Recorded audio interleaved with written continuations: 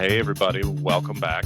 Today we're going to do something a little bit different. This kind of harkens back to the older days of the podcast when Michelle and I would have like a book of the month and we'd read excerpts from it and go over it. And obviously this is not going to be a drawn out thing, but I feel like it's important to not just talk generally about, okay, what are the good intentions and good ideas of how to fix EMS, but actually look at what are practical strategies for how to address these things, both in dealing with the culture issues themselves, but also in dealing with the good old boy system, abuse of power, whatnot.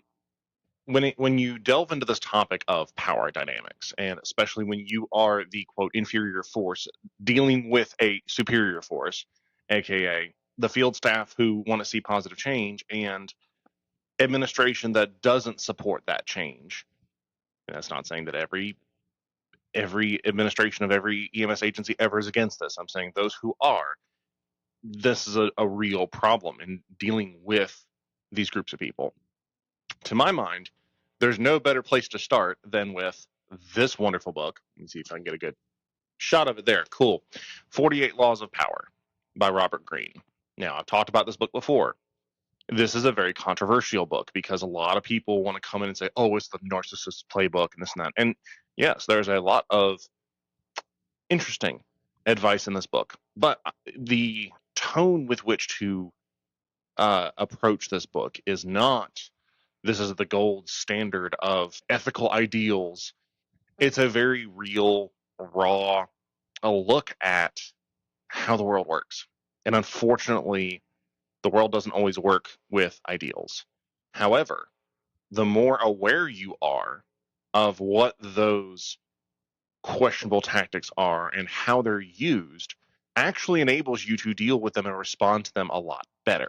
So that is why I hit so heavily on this in my personal life as well as on the podcast and through TikTok and everything, is you have to know what the rules of the game are. Even if you don't like the game, even if you don't like the rules, you still need to know what they are, because those who do are able to use them to their advantage, good, bad, or otherwise. That's the other thing, is this book is a toolbox. You can have a tool that's used for good and you can have a tool that's used for bad.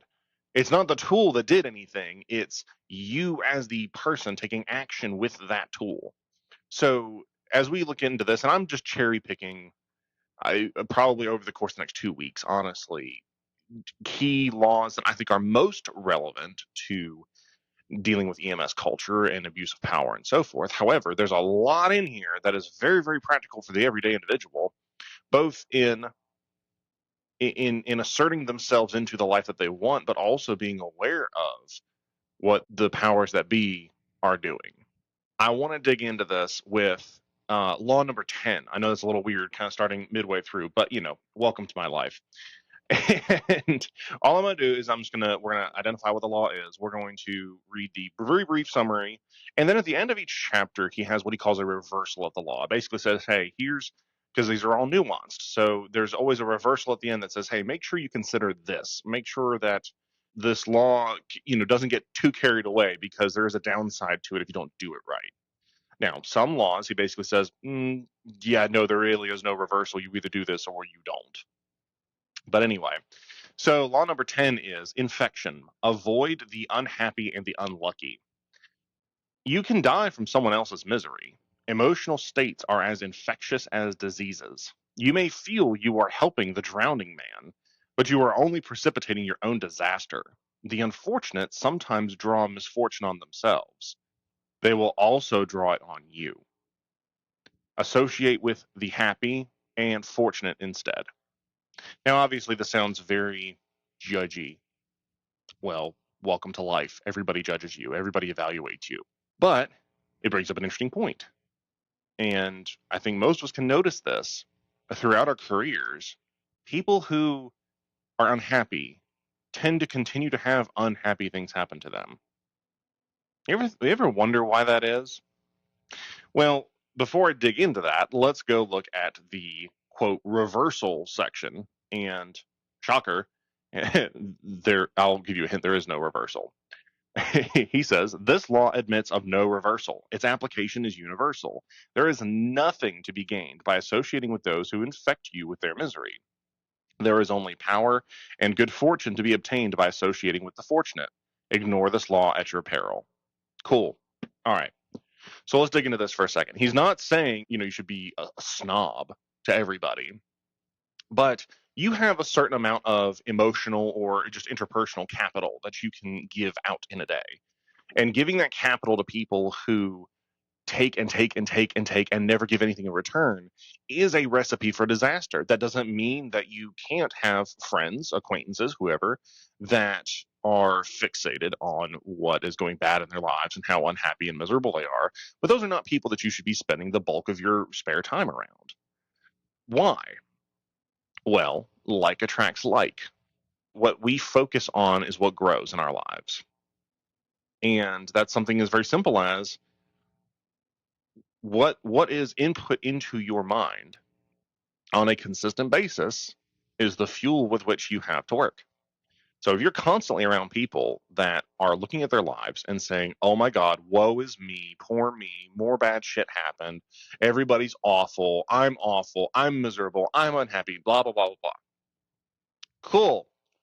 That's just going to drag you down. It is not going to make your life better. It is not going to give you any incentive to become a better individual. And these people are going to continue to live miserable lives. That's not saying that they're horrible people. I'm not saying that at all. I have been that guy before.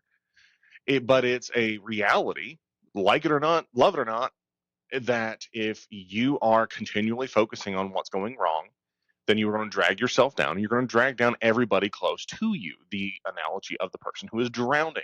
Why do you never go and let someone grab you who's drowning? Because they will pull you down with them. They will drag you into their misery. And that's not a good place to be. Well, what do we see? What is our social currency in EMS? It's our misery, it's our unhappiness, it's our griping and bitching and complaining about everything. Now, does that mean that you can't have your feelings about being frustrated about things? No.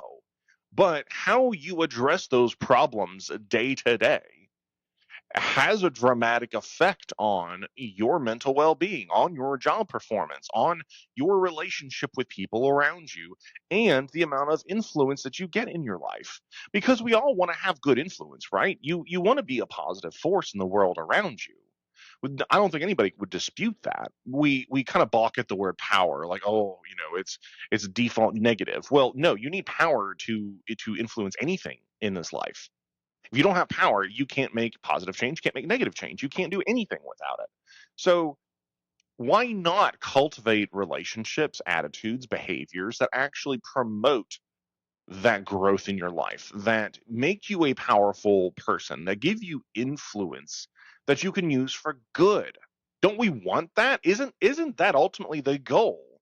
That we leave a mark on the world around us, that we are able to do things that benefit other people. You can't do that without power and influence. It's just not possible. Sure, you can make the argument of, well, you're influencing your family. Cool. You want your family to respect you, I would assume. You want your kids to respect you. Well, especially as a father, if you want your kids to respect you, one, you need to be respectable, but two, there's a certain level of power and influence that you need to have. Otherwise, your kids aren't going to give a shit. I've seen so many parents that just don't exert influence and power in their homes. And what happens? They're fucking miserable because of it. So, yes. Now, does in that context, does that mean, unfortunately, that sometimes your kids are going to be a little more afraid of you? Well, yes. I'm pretty sure most of us are afraid of breaking the law. So that's not an abnormal, unhealthy reflex. Obviously, my kids love me and I love them. And I reinforce that with them every single day. I always greet them with a hug and a kiss. I always, always reinforce that I love them every single day. But they also know that if they fuck up, there's consequences. That's a fact. That doesn't mean that they don't love me. That doesn't mean that they don't, want to be around me. They do. Oh God, believe me, they do. They won't leave me alone, and that's fine. That's part of being a parent. But part of respect, you don't get respect if there's not some power involved. So The idea that power is bad, power is awful, it's this, this hot potato. No, no. You actually should want to have some power and influence. And power is like money. It doesn't make you one way or the other. It just makes you more of what you already are. So if you are a good person who obtains power and influence, then you are naturally going to strive to use that power and influence for good. If you are a bad person, you are naturally going to use that power and influence for bad. And what you project to the world around you is often what determines this. The energy that you put out to those around you is either positive, empowering, strong, or it is weak, negative, condescending, fill in the blank. Okay, which would you rather be? So being someone who wants to level up your life means that you need to curate who you spend your time around. Now, I'm in a situation where it doesn't matter uh, who you are. I don't have the spare time to spend around those people. So, if especially my poor friends are listening to this, like just because I don't see you much or talk to you much doesn't mean I don't want to be around you. Just life is what it is. Life is chaotic.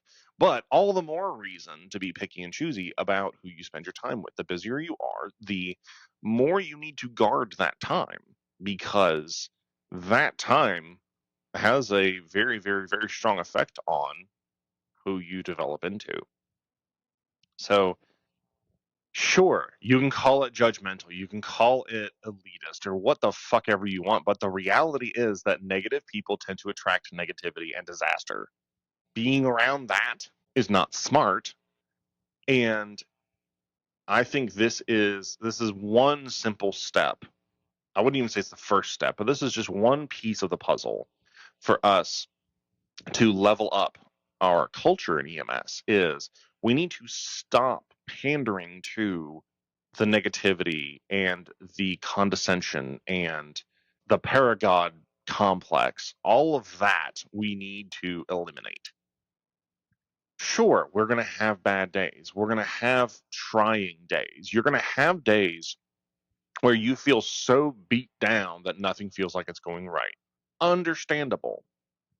Well, it's not that that happens to you that is so much the issue as is what do you do with it? What do you do about it? Who do you seek out? And what is your objective in doing so? Are you looking for interactions and people who will lift you up from that? Or are you looking for people that are just going to validate your misery and then you just become this conundrum echo chamber of negativity? Okay, I would like to spend time with the people, either literally or figuratively, that are going to draw me out of those bad circumstances. Whether it's literally talking to somebody or whether you listen to audiobooks or podcasts or whatever, curate what enters your mind. Not just your literal physical associations, but the connections and the information connections that you form, because we're in a digital world now, so we can connect with a lot of different people in a lot of different places in a lot of different ways without having to physically be in their presence. So what's the takeaway from all of this? Think about who you spend time around. If you notice that you're starting to mimic some of these behaviors, people that you are around, people who are very negative, who are constantly having something bad happening to them, maybe you need to create a little bit of distance there. You don't need to make it a fight. You don't need to tell them, like, I can't hang around you because you're negative. That does nobody any good at all. Just create a little bit of space and go seek out healthier interactions. Again, either virtual and digital or in person. And see what changes, see how you grow through that. And I promise you, you will notice a difference. You will notice a shift in how you think. And you'll start to realize, wow, that wasn't good. So, noodle on that a little bit. That's all I got for you guys. If you learned something, awesome. Share it with your friends. Go read this book. If you were offended, good. You probably should be. I'll talk to you tomorrow. Bye bye.